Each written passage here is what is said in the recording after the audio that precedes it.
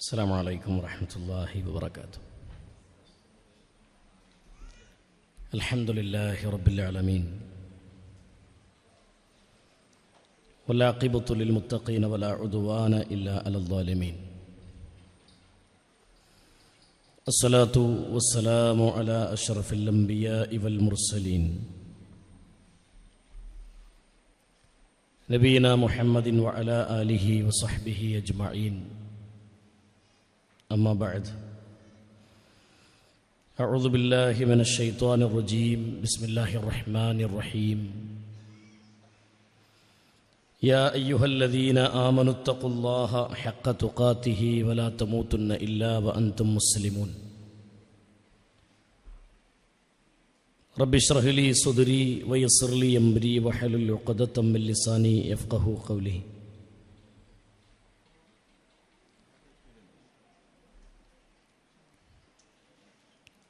عن عمر بن الخطاب رضي الله عنه يقول: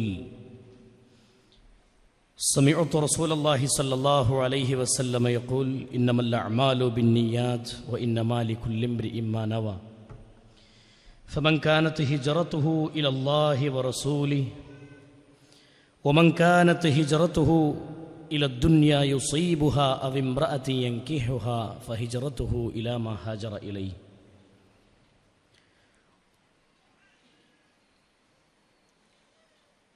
റവാഹു ബുഖാരി വ മുസ്ലിം.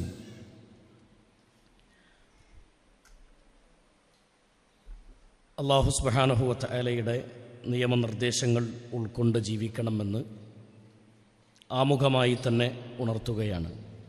ഞാൻ ചൊല്ലിവെച്ച ഹദീസ് പാഠത്തിൻ്റെ ഒന്നാമത്തെ ഹദീസാണ്. എൻ്റെ വിശദീകരണത്തിലേക്ക് വരുന്നതിന് മുമ്പ് നമുക്കൊന്ന് നീച്ചുന്നുണ്ടിരുന്നാലോ?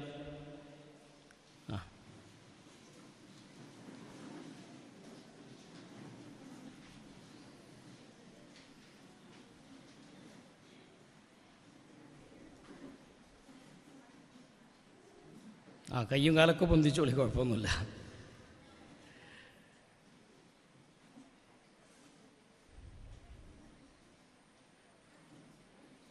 ഈ ക്ലാസിൻ്റെ ശ്രദ്ധയിലേക്ക് പ്രധാനമായിട്ടുള്ള ഒന്ന് രണ്ട് കാര്യങ്ങൾ. ഇപ്പോൾ ഈ എണീറ്റ് നിൽക്കുമ്പോൾ ഉണ്ടാകുന്നൊരു മൈൻഡ് ചേഞ്ച് ഉണ്ട്. നിങ്ങളെ ശാരീരികമായൊരു ഇതിലപ്പുറം ഒരു മൈൻഡിൻ്റെ മാറ്റം. പക്ഷേ നമ്മളെ എത്ര നേരം ഇങ്ങനെ ഇരുന്ന് കേട്ടിട്ട് ഒരു ചെറിയ ചേഞ്ച് വരുമ്പോൾ ഉണ്ടാകുന്ന ഒരു മാറ്റം.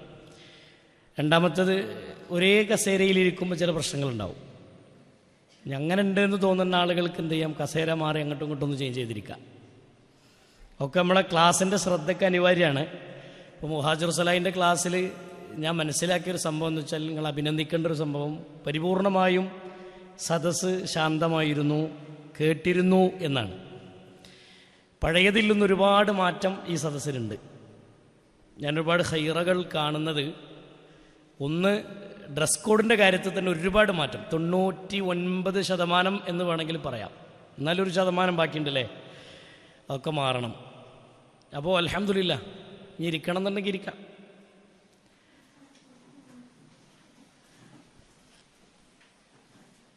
അപ്പോൾ ആ ഒരു ശ്രദ്ധയും സൂക്ഷ്മതയും എല്ലാ മാസത്തിലുള്ള ക്ലാസ്സിൽ എന്ത് ചെയ്യുക, കൊണ്ടു നടക്കുക. ഇവിടെ നേരത്തെ മുഹാജിർ സലാഹി പറഞ്ഞു വെച്ചല്ലോ, ഇതൊരു ഇൽമിൻ്റെ സദസ്സ് എന്ന നിലക്ക് ഇത് നിങ്ങൾക്ക് അള്ളാഹു തന്ന ഏറ്റവും വലിയൊരു തൗഫീഖാണ്. ഇതിനെ എപ്പോഴും അഖീദാപരമായ വിഷയത്തിൽ നമ്മൾ ക്ലാസ് എടുത്തിരുന്ന സമയത്ത് ഇപ്പം അദ്ദേഹം നേരത്തെ ചോദിച്ചു, ഷർത്തുകളെ സംബന്ധിച്ച് ചോദിച്ചപ്പോൾ സദസ്സ് ശാന്തമാണ്. എൻ്റെ ഒരു ആശയം എന്താണെന്നറിയോ നമുക്ക്, ഷർത്തിൻ്റെ വിഷയത്തിൽ സ്റ്റാർട്ടിങ്ങിൽ തന്നെ നമ്മൾ ഒരുപാട് ആ ഷർത്തുകൾ മാത്രം 3 ക്ലാസ്സുകളിലായിട്ടാണ് ഞാൻ അവതരിപ്പിച്ചത്. നിങ്ങൾക്ക് ഓർമ്മ ഉണ്ടോയെന്നറിയില്ല. 3 ക്ലാസ്സായിരുന്നു ഇന്നത്തെ ഒരു ക്ലാസ്. അത്ര വൈഡായിട്ട് വിശദീകരിച്ചൊരു സംഭവമാണ്. നിങ്ങളെ സംഭവം അത് എന്തുകൊണ്ട് കത്തിയില്ല എന്നുള്ളത് ഞാൻ പറഞ്ഞു തരട്ടെ നിങ്ങൾക്ക്. ഇപ്പോൾ ചില ആളുകളിലൊക്കെ ഒരു ഹൈറായൊരു രൂപം കാണുന്നുണ്ട്, നോട്ട് ചെയ്യുന്നുണ്ട്. പക്ഷെ അന്ന് നോട്ട് ചെയ്യാൻ നമ്മൾ തയ്യാറായിട്ടില്ല എന്നുള്ളതാണ് സത്യം. അന്ന് എഴുതി വെച്ച എത്ര ആൾക്കാരുണ്ട്? ഒന്ന് കൈ വെക്കോ. അന്ന് എഴുതി വെച്ച എത്ര ആൾക്കാരുണ്ട്? ഒറ്റ ആളെ മാത്രമേ ഉള്ളൂ. ആണുങ്ങൾ ഇന്ന് എഴുതുന്ന എത്ര ആളുകളുണ്ട്? സദസ്സ് നോക്കി, ആണ് വ്യത്യാസം. അപ്പം അന്ന് എന്തുകൊണ്ട് നമ്മളെ തലയിൽ ഈ സാധനം ഇല്ലയെന്ന് വെച്ചാൽ ജീവിതത്തിൽ ഒരുപാട് ടെൻഷനുകളും ഒരുപാട് പ്രശ്നങ്ങളും ഇങ്ങനെ തലയിൽ കൊണ്ടുനടക്കുന്ന ആൾക്കാർ നമ്മൾ, അല്ലേ? അപ്പോൾ സ്വാഭാവികമായിട്ടും കേട്ട് ക്യാച്ച് ചെയ്ത് അതിനെ ബ്രെയിനിൽ സൂക്ഷിക്കാനുള്ളൊരു കപ്പാസിറ്റി ചിലപ്പോൾ നമുക്ക് എന്ത് ചെയ്യാം, നമ്മളെ ടെൻഷനുകൾക്കും പ്രശ്നങ്ങൾക്കും ഇടയിൽ നിലനിർത്താൻ പറ്റിക്കൊള്ളുന്നില്ല. അതുകൊണ്ടാണ് എഴുതി വെക്കുക എന്നതും ഇടയ്ക്കിടയ്ക്ക് നമ്മുടെ പുസ്തകമൊക്കെ ഒന്ന് മറിച്ചു നോക്കുക എന്നതും അതിനൊക്കെ ഒരു പരിഹാരത്തിൻ്റെ മാർഗ്ഗമാണ്. അപ്പം അതൊക്കെ നമ്മൾ ഇടയ്ക്കിടയ്ക്ക് എന്ത് ചെയ്യണം കേട്ടോ. അള്ളാഹു അനുഗ്രഹിക്കട്ടെ. എന്തായാലും അള്ളാഹു സുബ്ഹാനഹു വ തആല നമുക്ക് നൽകിയ ഈ ഒരു അവസരം ഏറ്റവും നല്ല രൂപത്തിൽ, പാഴാക്കി കളയാത്ത രൂപത്തിൽ നന്നായി ഉപയോഗപ്പെടുത്തണം എന്ന് ആവർത്തിച്ച് ഓർമ്മപ്പെടുത്തണം. എന്താണ് ഹദീസുകൾ എന്ന് പറഞ്ഞാൽ? ഞാൻ ഹദീസിൻ്റെ ആശയത്തിലേക്ക് വരുന്നതിന് മുമ്പ് ഹദീസിനെ കുറിച്ച് നമുക്കൊരു കാഴ്ചപ്പാട് വേണം. ഒന്ന്, ഹദീസ് വഹിയാണ്. ആണോ? ഹദീസ് വഹിയാണ് എന്ന അഭിപ്രായമുള്ളവരൊന്ന് കൈ വെക്കോ? വഹിയല്ല എന്ന അഭിപ്രായമുള്ളവരൊന്ന് കൈ വെക്കോ? രണ്ടിനുമില്ല നിങ്ങൾ? അറിയില്ല എന്നാണ് സത്യം, അല്ലേ? ഹദീസ് വഹിയാണ് കേട്ടോ. പരിശുദ്ധ ഖുർആനിൽ അല്ലാഹു സുബ്ഹാനഹു വ തആല പറഞ്ഞ വാക്കാണ് വമാ യന്തിഖു അനിൽ ഹവാ ഇൻ ഹുവ ഇല്ലാ വഹ്യു യുഹാ. നബി സല്ലല്ലാഹു അലൈഹി വസല്ലമ വഹയിന്റെ അടിസ്ഥാനത്തിലല്ലാതെ സംസാരിക്കാറില്ല. ശരിയാണോ? സ്വന്തം ദേഹേച്ഛക്കനുസരിച്ച് അല്ലെങ്കിൽ മനസ്സിന്റെ ഇച്ഛക്കനുസരിച്ച് നബി സല്ലല്ലാഹു അലൈഹി വസല്ലമ ഹവക്കനുസരിച്ച് സംസാരിക്കാറില്ല. അപ്പം നബി സല്ലല്ലാഹു അലൈഹി വസല്ലം ഒരു കാര്യം പഠിപ്പിക്കുന്നുവെങ്കിൽ അതെന്താണ്? വഹിയാണെന്ന തിരിച്ചറിവുണ്ടാകണം. പരിശുദ്ധ ഖുർആനും മഹാനായ നബി കരീം സല്ലല്ലാഹു അലൈഹി വസല്ലമയുടെ ഹദീസും തമ്മിലുള്ള ബന്ധം അല്ലെങ്കിൽ വ്യത്യാസം എന്താണ്? രണ്ടും വഹിയാണ്. പക്ഷേ രണ്ടിനെയും നമ്മൾ മനസ്സിലാക്കുന്നിടത്ത് ഏറ്റവും ഗൗരവമായി നമ്മൾ ഉൾക്കൊള്ളേണ്ട ഒരു വിഷയം, പരിശുദ്ധ ഖുർആൻ ഓതിയാൽ പ്രതിഫലമുണ്ട്, അല്ലേ? ഒരക്ഷരത്തിന് 10 കൂലിയുണ്ട്. പരിശുദ്ധ ഖുർആനിനെ ജീവിതത്തിൽ പകർത്തണം, വേണ്ടേ? പരിശുദ്ധ ഖുർആൻ ഓതുന്നത് പോലെ ഹദീസ് ഓതിയാൽ കൂലിയുണ്ട് എന്ന് പറഞ്ഞിട്ടില്ല. മനസ്സിലായോ? നേരെ മറിച്ച് ഹദീസിനെ ജീവിതത്തിൽ പകർത്തുമ്പോൾ പ്രതിഫലമുണ്ട്. ഹദീസിനെ അതിനെ പഠിക്കുന്നതിന് കൂലിയുണ്ട്. അപ്പം എവിടെയാണ് വ്യത്യാസം? പരിശുദ്ധ ഖുർആൻ എന്ന ഗ്രന്ഥത്തിൻ്റെ ആ ഒരു പവിത്രത ഉണ്ടല്ലോ, പാരായണത്തിൻ്റെ പുണ്യം, അതെന്തിനില്ല? ഹദീസിൽ വന്നിട്ടില്ല, ഹദീസിൻ്റെ കാര്യത്തിൽ വന്നിട്ടില്ല. ബാക്കി കാര്യങ്ങളിൽ ഖുർആനിനെ നമ്മൾ എങ്ങനെ ഫോളോ ചെയ്യണോ, ഖുർആനുമായി നമ്മൾ എങ്ങനെ മുന്നോട്ട് പോകുന്നുവോ സമാനമായ രൂപത്തിൽ തന്നെ ഹദീസിനെയും നമ്മൾ എന്ത് ചെയ്യണം? പിൻപറ്റി ജീവിക്കണം.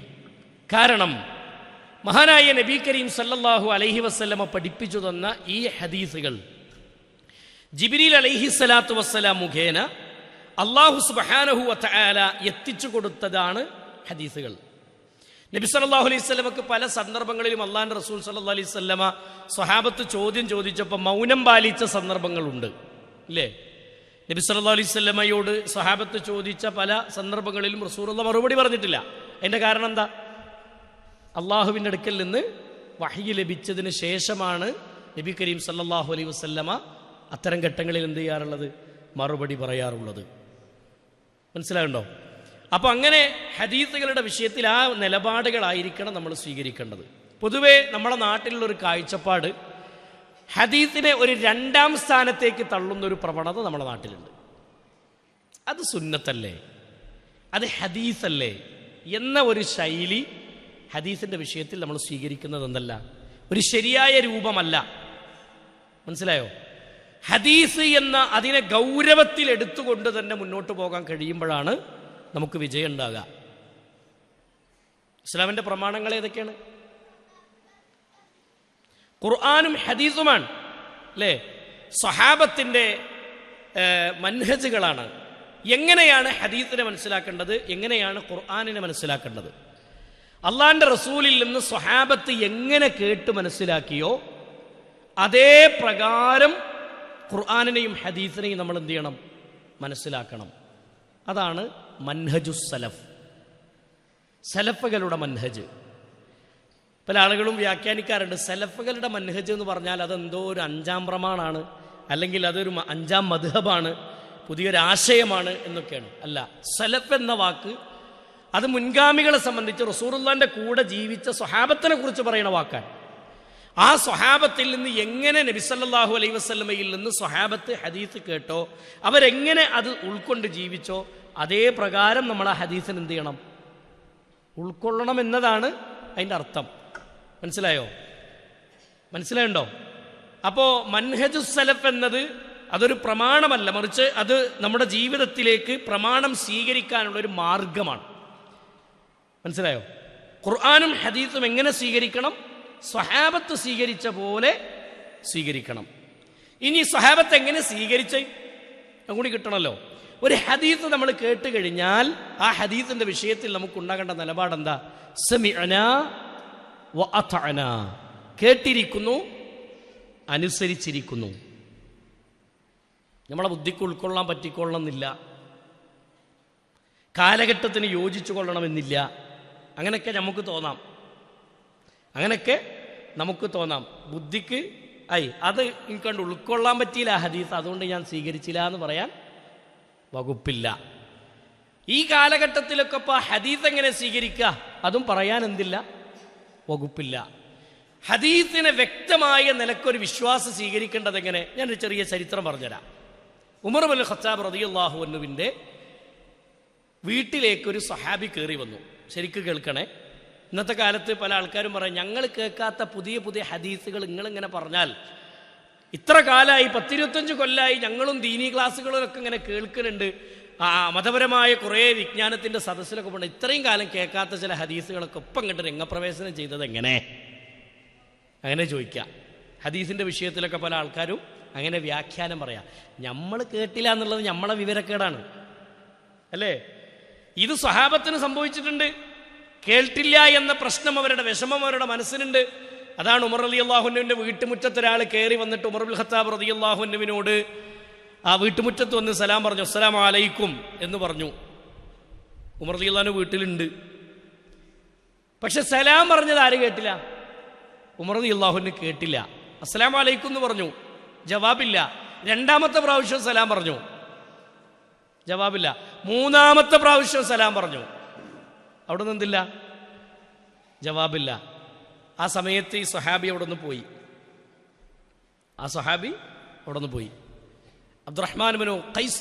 അബ്ദുല്ലാഹ് ഇബ്നു ഖൈസ് റളിയല്ലാഹു അൻഹു. ആ സമയത്ത് ഉമർ റളിയല്ലാഹു അൻഹുവിന് പിന്നെയാണ് തോന്നിയത്, ആരോ വിളിച്ച പോലെ തോന്നിയാലോ, ആരോ വിളിച്ചിരുന്നു എന്നൊരു തോന്നൽ വന്നപ്പോൾ അദ്ദേഹം നോക്കി, ആരുമില്ല. അന്വേഷിച്ചു.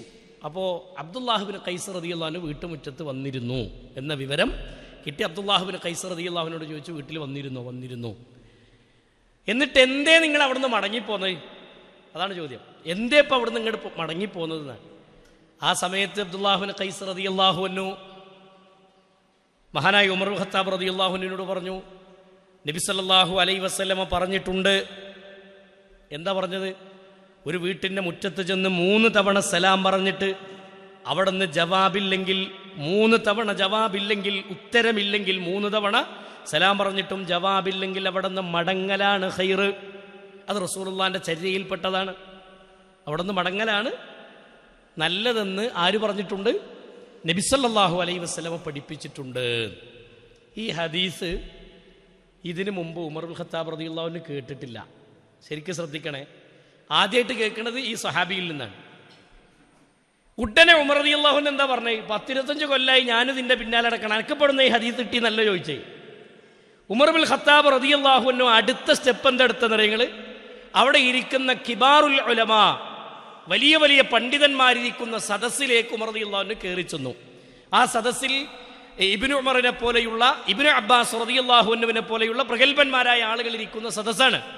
അവിടേക്ക് കയറി ചെന്നിട്ട് മഹാനായ ഉമർ റളിയല്ലാഹു അൻഹു ചോദിച്ചു, ഇങ്ങനെ ഒരു ഹദീസ് അബ്ദുല്ലാഹ് ഇബ്നു ഖൈസിൽ നിന്ന് ഞാൻ കേട്ടു, അതിൻ്റെ യാഥാർത്ഥ്യം എന്താണ്?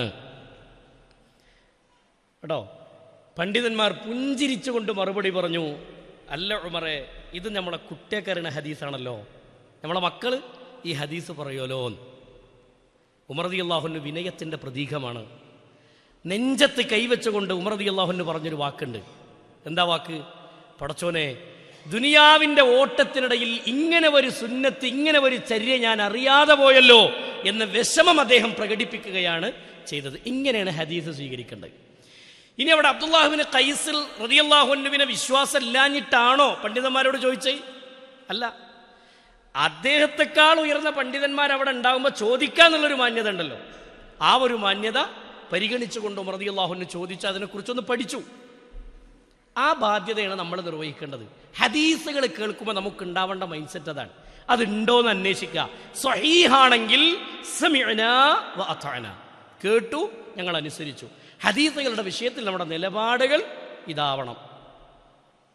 അല്ലാതെ ഞാൻ കേട്ടു, എൻ്റെ ബുദ്ധിക്ക് യോജിച്ചില്ല, എൻ്റെ യുക്തിക്ക് യോജിച്ചില്ല, എൻ്റെ കാലഘട്ടത്തിന് യോജിച്ചില്ല, ഇന്നത്തെ കാലത്തൊന്നും ഇപ്പം അത് സ്വീകരിക്കാൻ പറ്റൂല എന്ന മൈൻഡിലാണെങ്കിൽ അവിടെ കുഫ്ർ സംഭവിക്കും.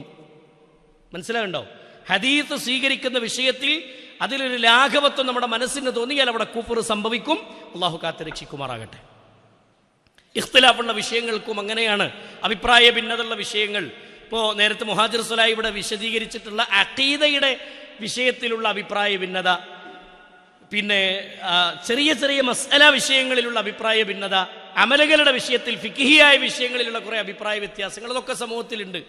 ഇനി കുടുംബത്തിലൊരു കല്യാണത്തിൻ്റെ കാര്യം ചർച്ച വരിക, ഒരു കല്യാണത്തിൽ പെണ്ണ് ധരിക്കേണ്ട വസ്ത്രം ഏതാണ് മാന്യതയുള്ള വസ്ത്രം, എങ്ങനെയാണ് വീട്ടിലൊരു കല്യാണം നടക്കേണ്ടത്, ഒരു നിസ്സാരമായി നമുക്ക് തോന്നുന്ന വിഷയത്തിൽ പോലും ഒരു മുസ്ലിം എടുക്കേണ്ട നിലപാടെന്താ? പരിശുദ്ധ ഖുർആനിൽ അല്ലാഹു സുബ്ഹാനഹു വ തആല പറഞ്ഞ വാക്കാണ് എന്താ? യാ അയ്യുഹല്ലദീന ആമനൂ അതീഉല്ലാഹ വ അതീഉർ റസൂൽ വഉലിൽ അംരി മിൻകും ഫഇൻ തനാസഅതും ഫീ ശൈഇൻ ഫറുദ്ദൂഹു ഇലല്ലാഹി വർ റസൂൽ. പരിശുദ്ധ ഖുർആനിന്റെ വാക്കാണ്.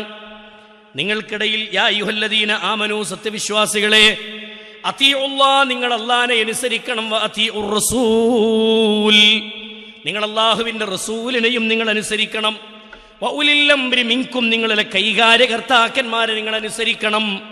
എന്നിട്ട് പറഞ്ഞു ഫഇൻ തനാസഅതും ഫീ ശൈഇൻ ഫറുദ്ദൂഹു ഇലല്ലാഹി വ റസൂൽ, നിങ്ങൾ അല്ലാഹുവിനെയും റസൂലിനെയും അനുസരിക്കണം, കൈകാര്യകർത്താക്കന്മാരെയും അനുസരിക്കണമെന്ന് പറഞ്ഞിട്ട് അല്ലാഹ് പറഞ്ഞ വാചകമാണ്, നിങ്ങൾക്കിടയിൽ വല്ല അഭിപ്രായ വ്യത്യാസവും ഉണ്ടായിക്കഴിഞ്ഞാൽ നിങ്ങൾ എങ്ങോട്ടാ മടങ്ങേണ്ടത്?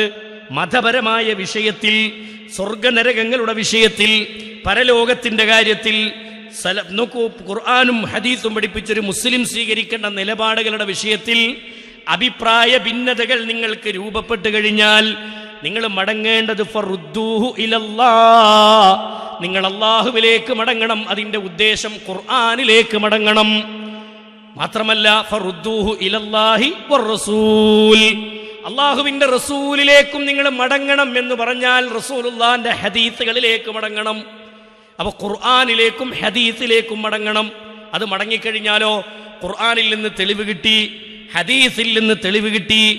ആ കിട്ടിക്കഴിഞ്ഞാൽ ഒരു മുസ്ലിം എങ്ങനെ സ്വീകരിക്കണം? ഫലാ വറബ്ബിക ലാ യുഅ്മിനൂന ഹത്താ യുഹക്കിമൂക ഫീമാ ശജറ ബൈനഹും സുമ്മ ലാ യജിദൂ ഫീ അൻഫുസിഹിം ഹറജം മിമ്മാ ഖളൈത വയുസല്ലിമൂ തസ്ലീമാ.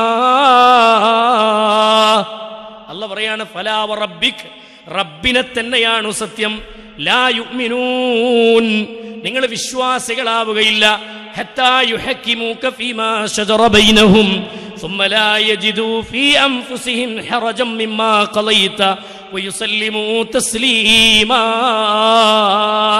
അഭിപ്രായ വ്യത്യാസമുള്ള വിഷയങ്ങൾക്ക് പ്രമാണങ്ങളിൽ നിന്ന്, ഖുർആനിൽ നിന്ന്, സുന്നത്തിൽ നിന്ന്, ആ പണ്ഡിതന്മാരുടെ ഗ്രന്ഥങ്ങളിൽ നിന്ന് തെളിവ് കിട്ടിക്കഴിഞ്ഞാൽ നിങ്ങളുടെ മനസ്സിന് ചൊറിച്ചിലില്ലാതെ ഹദീസുകളും ആയത്തുകളും സ്വീകരിക്കുമ്പോഴാണ് നിങ്ങൾ മുഅ്മിനായി മാറുന്നത്. അപ്പൊ നമ്മൾ മുഅ്മിനാകപ്പെടാ മനസ്സിന് ശക്കില്ലാതെ ഖുർആനും ഹദീസും സ്വീകരിക്കുക, മനസ്സിന് സംശയമില്ലാതെ ഖുർആനും ഹദീസും സ്വീകരിക്കുക. ഹദീസുകളുടെ വിഷയത്തിലാണ് കൂടുതൽ പല ആളുകൾക്കും എന്തുണ്ടാവാറുള്ളത്? ശൈത്താൻ കടന്നു വന്നിട്ടൊരു വസ്വാസം ഉണ്ടാക്കുക, അത് ഹദീസല്ലേ. അതിനൊരു രണ്ടാം സ്ഥാനത്തേക്കുള്ള തള്ളുന്ന സ്വഭാവം പലപ്പോഴും ഉണ്ടെങ്കിൽ അത് തിരുത്തണം എന്നാ പറഞ്ഞത്. അപ്പൊ ഹദീസുകൾ എന്നുള്ളത് വഹിയാണെന്ന് തിരിച്ചറിവുണ്ടാകുക, ഹദീസ് എന്നുള്ളത് നമ്മൾ ഇസ്ലാമിക പ്രമാണങ്ങളിലെ ഏറ്റവും പ്രബലമായി ഖുർആനിനെ നമ്മൾ പ്രമാണമായി കാണുന്നത് പോലെ തന്നെ അതും വഹിയായി ഹദീസിനെയും അതിന് തെളിവുകളായി സ്വീകരിക്കാൻ ഉള്ളൊരു മാനസികാവസ്ഥ നമുക്കുണ്ടാവണം. അത് സ്വീകരിക്കേണ്ട രൂപം സ്വഹാബത്ത് എങ്ങനെ മനസ്സിലാക്കിയോ, സ്വഹാബത്ത് എങ്ങനെ റസൂലിൽ നിന്ന് കേട്ടോ, എങ്ങനെ അവർ ഉൾക്കൊണ്ടോ അതേപോലെ ഉൾക്കൊള്ളാനും നമുക്ക് സാധിക്കണം. മനസ്സിലായോ? ആ വിഷയത്തിൽ നമുക്ക് ഒരു ശക്കുണ്ടാകാൻ പാടില്ല, ഒരു ശക്കുണ്ടാകാൻ പാടില്ല. അവിടെ ബുദ്ധിക്ക് സ്ഥാനമല്ല. ഇനി നോക്കി നിങ്ങൾ, പണ്ഡിതന്മാർ വിശദീകരിച്ചത് തന്നെയാണ്. ബുദ്ധിക്കനുസരിച്ചാണ് ഇസ്ലാമിനെ വിലയിരുത്തുന്നതെങ്കിൽ നിസ്കരിക്കാൻ നമ്മൾ ഈ സോക്സുമ്മ തടവൂലേ? ഒന്നെടുക്കുന്ന സമയത്ത് സോക്സ് ധരിച്ച ആൾക്കാർ സോക്സിൽ തടവൂലേ? എവിടെ തടവുക? അടിയില മേലെ തടവുക? മുകളിലല്ലേ തടവേണ്ടത്? മുകളിലല്ലേ? പ്രമാണങ്ങളിൽ അങ്ങനെയാണ്. എന്നാൽ ബുദ്ധിക്കനുസരിച്ചാണ് എവിടെ തടവേണ്ടത്? ബുദ്ധിക്കനുസരിച്ചാണ് നമ്മൾ ചിന്തിക്കണതെങ്കിൽ എവിടെ തടവേണ്ടത്? അടിയിലല്ലേ തടവേണ്ടത് അല്ലേ? അപ്പോൾ ഇസ്ലാം ബുദ്ധിയുടെ അടിസ്ഥാനത്തിൽ സ്ഥിരപ്പെട്ട അല്ലെങ്കിൽ നിലനിൽക്കുന്ന ഒരു സംഭവമല്ല എന്നതിന് വ്യക്തമാണ്. അതൊരു വഹിയാണ് എന്ന തിരിച്ചറിവ് ഉണ്ടാകാൻ പണ്ഡിതന്മാർ പഠിപ്പിച്ചെന്നൊരു മാർഗം കൂടിയാണ്, അല്ലെങ്കിൽ ഒരു ഓർമ്മപ്പെടുത്തലാണിത് ഈ പറയപ്പെട്ടൊരു ഉദാഹരണം. മനസ്സിലായോ?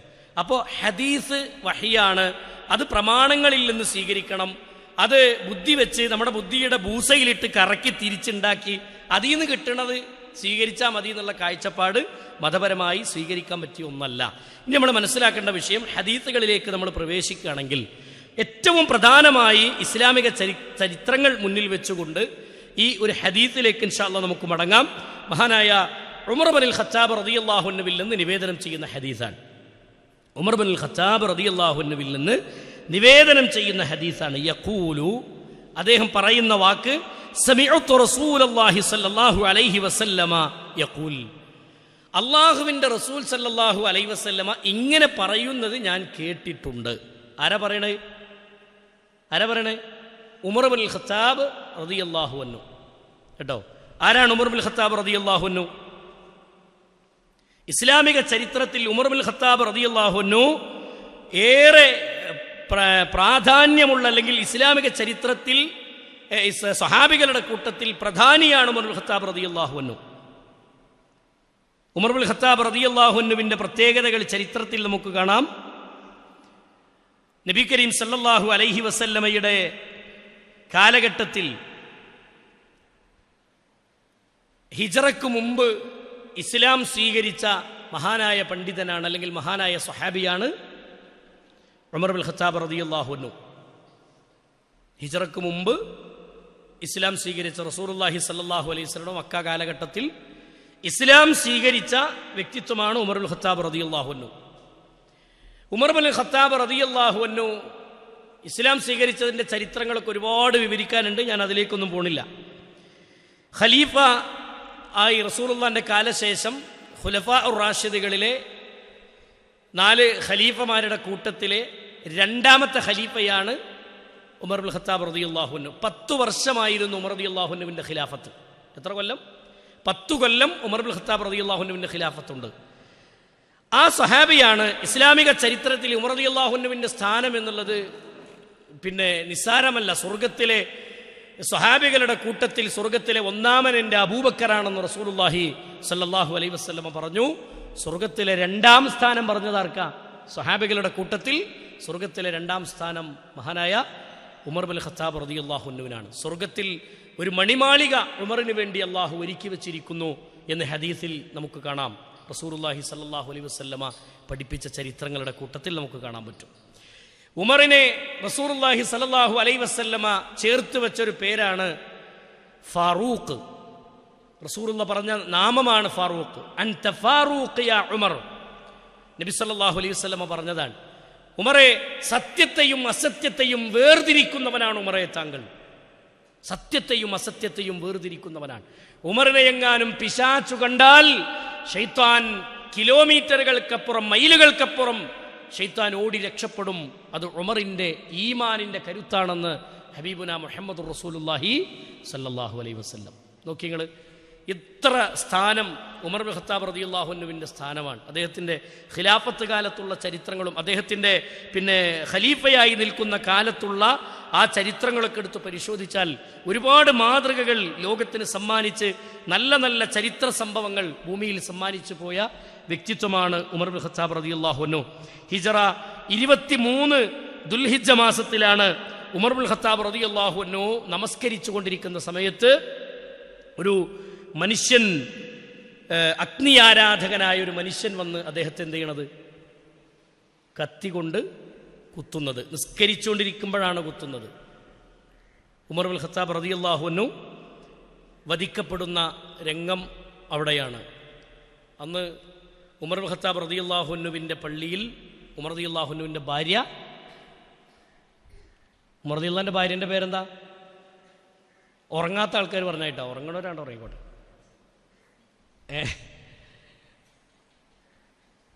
ഇനി നീച്ചിക്കണ. ഉമർ റളിയല്ലാഹു അൻഹുവിൻ്റെ ഭാര്യ ആത്തിഖ ബീവി കേട്ടോ. ആത്തിഖ ബീവി അന്ന് പള്ളിയിലുണ്ട്. അങ്ങനെയാണ് ഉമർ റളിയല്ലാഹു അൻഹു വധിക്കപ്പെടുന്നതെന്ന് ചരിത്രത്തിൽ കാണാം. ഇസ്ലാമിക ചരിത്രങ്ങൾ വ്യക്തമായി നമുക്ക് വിശദീകരിച്ചു തരുന്ന കാര്യമാണ്. ഏതായാലും ഈ ഉമർ ഇബ്നുൽ ഖത്താബ് റളിയല്ലാഹു അൻഹുവാണ് ഈ ഹദീസ് നിവേദനം ചെയ്യുന്നത്. അദ്ദേഹം പറയാണ്, സമീഅത്തു റസൂലുള്ളാഹി സ്വല്ലല്ലാഹു അലൈഹി വസല്ലമ യഖൂൽ, അല്ലാഹുവിൻ്റെ റസൂൽ സ്വല്ലല്ലാഹു അലൈഹി വസല്ലമ പറയുന്നത് ഞാൻ കേട്ടിട്ടുണ്ട്. എന്താ പറഞ്ഞത്? ഇന്നമൽ അഅ്മാലു ബിന്നിയാത്ത്. ഈ ഹദീസ് നമ്മൾ ഒരുപാട് കേട്ട് ശീലിച്ച ഹദീസാണ്. ഇന്നമൽ അഅ്മാലു ബിന്നിയാത്ത്. എന്താ പറഞ്ഞത്? എല്ലാ അമലുകളും, കർമ്മങ്ങളെല്ലാം ഉദ്ദേശത്തിനനുസരിച്ച് മാത്രമാണ് സ്വീകരിക്കപ്പെടുക. എല്ലാ കർമ്മങ്ങളും ഇസ്ലാമിൽ പുണ്യമാക്കപ്പെട്ട് നമ്മൾ ചെയ്യുന്ന കർമ്മങ്ങൾ എന്തൊക്കെയുണ്ടോ ആ കർമ്മങ്ങളെല്ലാം സ്വീകരിക്കുന്നത് എന്തിൻ്റെ അടിസ്ഥാനത്തിലാണ്? നിയ്യത്തിൻ്റെ അടിസ്ഥാനത്തിലാണ്. മനസ്സിലായോ? ഈ ഹദീസിൻ്റെ ഒരു പ്രത്യേകത എന്താണെന്നറിയോ? ഈ ഹദീസിൻ്റെ ആശയത്തിലേക്ക് വരുന്നതിന് മുമ്പ് പ്രസിദ്ധമായ ഗ്രന്ഥങ്ങളെല്ലാം, എല്ലാ ഗ്രന്ഥങ്ങളിലും ഒന്നാമതായി നൽകുന്ന ഹദീസ് ഈ ഹദീസായിരിക്കും. മനസ്സിലായോ? എല്ലാ ഗ്രന്ഥങ്ങളിലും ഒന്നാമത്തെ ഹദീസ് ഈ ഹദീസായിരിക്കുമെന്നാണ് പണ്ഡിതന്മാർ നമുക്ക് പഠിപ്പിച്ചെന്നത്. മനസ്സിലായോ? റസൂലുള്ളാഹി സ്വല്ലല്ലാഹു അലൈഹി വസല്ലമയുടെ ഈ ഹദീസുകൾ ചരിത്രത്തിൽ നമുക്ക് കാണാൻ പറ്റും. ഈ ഹദീസിനെ സംബന്ധിച്ച് പണ്ഡിതന്മാർ വിശദീകരിക്കുന്നിടത്ത് നമുക്ക് കാണാൻ പറ്റും. ഇന്നമൽ അഅ്മാലു ബിന്നിയാത്ത്. നിയ്യത്തിന്റെ അടിസ്ഥാനത്തിലാണ് അമലുകൾ സ്വീകരിക്കപ്പെടുകയുള്ളൂ. എന്തൊരു ഉദ്ദേശത്തിലാണോ നമ്മൾ നിസ്കരിക്കുന്നത്, എന്തൊരു ഉദ്ദേശത്തിലാണോ നാം മറ്റു ഇബാദത്തുകളെല്ലാം ചെയ്യുന്നത്, ആ ഉദ്ദേശത്തിനനുസരിച്ചാണ് പ്രതിഫലം. അവിടെ ഒരു ഹിജ്റയെ സംബന്ധിച്ചാണ് റസൂലുള്ളാഹി സ്വല്ലല്ലാഹു അലൈഹി വസല്ലമ ഒരു ഉപമ നമുക്ക് പഠിപ്പിച്ചു തരുന്നത്. ഹദീസിൽ നമുക്ക് കാണാം, മഹാനായ റസൂലുള്ളാഹി സ്വല്ലല്ലാഹു അലൈഹി വസല്ലമ പറഞ്ഞു, ഫമൻ കാനത് ഹിജ്റതുഹു ഇലല്ലാഹി വറസൂലിഹി. ആരുടെയെങ്കിലും ഹിജ്റ അല്ലാഹുവിലേക്കും റസൂലിലേക്കുമാണെങ്കിൽ, ഒരാൾ ഹിജ്റ ചെയ്യുന്നു, അയാളുടെ ഹിജ്റ അല്ലാഹുവിലേക്കും റസൂലിലേക്കുമാണെങ്കിൽ അവന്റെ ഹിജ്റയെ സംബന്ധിച്ച് റസൂലുള്ളാഹി സ്വല്ലല്ലാഹു അലൈഹി വസല്ലമ പറഞ്ഞു, ഫഹിജ്റതുഹു ഇലല്ലാഹി വറസൂൽ. അവന്റെ ഹിജ്റ അല്ലാഹുവിലേക്കും റസൂലിലേക്കും തന്നെയായിരിക്കും. എന്നാൽ വമൻ കാനത് ഹിജ്റതുഹു, മറ്റൊരാളുടെ ഹിജ്റ അല്ലെങ്കിൽ ഒരാളുടെ ഹിജ്റ, വമൻ കാനത് ഹിജ്റതുഹു ഇലദ്ദുനിയാ, ദുനിയാവിന് വേണ്ടിയാണ് ഒരാൾ ഹിജ്റ ചെയ്യുന്നതെങ്കിൽ, യുസീബുഹാ അവ ഇംറഅതി യൻകിഹുഹാ, അതല്ലെങ്കിൽ ഒരു പെണ്ണിനെ കല്യാണം കഴിക്കുക എന്ന ലക്ഷ്യത്തോടു കൂടിയാണ് അയാൾ ഹിജ്റ ചെയ്യുന്നതെങ്കിൽ, ഫഹിജ്റതുഹു ഇലാ മാ ഹാജറ ഇലൈഹി, അവന്റെ ഹിജ്റയുടെ ലക്ഷ്യം പഠിപ്പിച്ചത് എന്തൊന്നിനാണോ അവൻ ഹിജ്റ ചെയ്തത് അതവന് ലഭിക്കും. ഒരാൾ ഹിജ്റ ചെയ്തത് വലിയൊരു കച്ചവടം തുടങ്ങാനാണ്. ഓനക്ക് എന്തുണ്ടായി? കച്ചവടം ഉണ്ടായി, കച്ചവടം കിട്ടി. പക്ഷെ ഹിജ്റന്റെ കൂലിട്ടോ കിട്ടൂല. ഒരാൾ ഹിജ്റ ചെയ്തത് അവിംറഅതി യൻകിഹുഹാ, ഒരു പെണ്ണിനെ കല്യാണം കഴിക്കാൻ വേണ്ടിയാണ് നാട് വിട്ടുപോകുന്നതെങ്കിൽ, മനസ്സിലാണ്ടോ? അവന്റെ ഹിജ്റ എന്തിലേക്കായിരിക്കും? കല്യാണത്തിനായിരിക്കും. അവർക്ക് നല്ലൊരു പെണ്ണിനെ കിട്ടിയിട്ടുണ്ടാവും. മനസ്സിലായോ? ദുനിയാവിലൊരു കല്യാണം കഴിച്ചിട്ടുണ്ടാവും, പക്ഷെ ആഖിറത്ത് കിട്ടുമോ?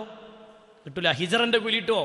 കിട്ടൂല. ഹിജ്റയുടെ പ്രതിഫലം ലഭിക്കണമെങ്കിൽ അള്ളാഹുവിലേക്കും റസൂലിലേക്കും എന്ന നിയ്യത്തോടുകൂടി ഹിജ്റ, റസൂലുള്ളാഹിന്റെ കൽപ്പന പ്രകാരം അള്ളാഹുവിൻ്റെ പ്രീതി പ്രതീക്ഷിച്ചുകൊണ്ട് എവിടെ ഹിജ്റയിലേക്ക് പോണം, പലായനത്തിലേക്ക് വേണ്ടി ഇറങ്ങണം എന്നാണ്.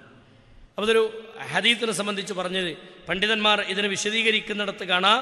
പിന്നെ ഉമ്മു ഖുമൈസിൻ്റെ ഒരു സംഭവവുമായി ബന്ധപ്പെട്ട് അല്ലെങ്കിൽ അവരുടെ വിവാഹവുമായി ബന്ധപ്പെട്ട് നടന്ന ഒരു ചരിത്ര സംഭവമാണ്.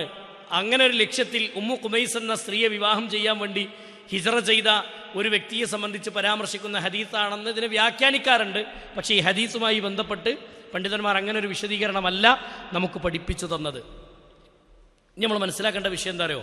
ഈ ഹദീസിനെ സംബന്ധിച്ച് നമ്മൾ പഠിക്കേണ്ടത്, നിയ്യത്ത് ഏതെല്ലാം കാര്യത്തിൽ നല്ല നിയ്യത്തുകളുണ്ടോ ആഖിറത്തെ ലക്ഷ്യം വെച്ചുകൊണ്ട് ആരൊക്കെ പ്രവർത്തിക്കുന്നുവോ അതിനാണ് അള്ളാഹിൻ്റെ അടുക്കൽ നിന്ന് എന്തുള്ളത്, പ്രതിഫലമുള്ളത്.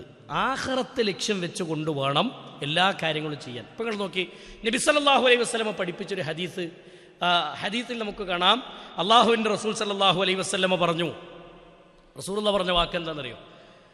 അള്ളാഹു നിങ്ങളുടെ ശരീരത്തിലേക്ക് നോക്കുന്നില്ല. ഇന്നല്ലാഹ ലാ യൻദുറു ഇലാ അജ്സാബിക്കും. കേട്ടോ, ഇങ്ങനെ പതുക്കെ പറയുമ്പോൾ നിങ്ങൾക്ക് ഉറക്കം വരുന്നുണ്ടല്ലേ? ഇങ്ങനെ പറയാൻ പറ്റുള്ളൂ, ഇങ്ങനെ പറയാൻ പറ്റുള്ളൂ. എന്താ പറഞ്ഞത്? ഇന്നല്ലാഹ ലാ യൻദുറു ഇലാ അജ്സാബിക്കും. അള്ളാഹു നിങ്ങളുടെ ശരീരത്തിലേക്ക് അള്ളാഹു നോക്കുന്നില്ല. വലാ ഇലാ സുവരിക്കും, അവൻ നിങ്ങളുടെ രൂപത്തിലേക്ക് അള്ളാഹു നോക്കുന്നില്ല. മറിച്ച് റബ്ബ് നോക്കുന്നത് എങ്ങട്ടാ? വലാകിൻ യൻദുറു ഇലാ ഖുലൂബിക്കും, അള്ളാഹു നോക്കുന്നത് നിങ്ങളുടെ കൽബിലേക്കാണ്, ഹൃദയത്തിലേക്കാണ്. ഹൃദയത്തിൻ്റെ ലക്ഷ്യം എന്താണോ ആ ലക്ഷ്യത്തിനാണ് കൂലിയുള്ളത്, ആ ലക്ഷ്യത്തിനാണ് പ്രതിഫലമുള്ളത്. ഏതൊരു അമല് സ്വീകരിക്കണമെങ്കിലും നിയ്യത്ത് പ്രധാനമാണ്. മനസ്സിലാവുണ്ടോ? നിയ്യത്ത് പ്രധാനമാണ് അല്ലേ? ളുഹുർ നിസ്കാരത്തിൽ നമ്മൾ നിന്നാൽ എന്താ നിയ്യത്ത്?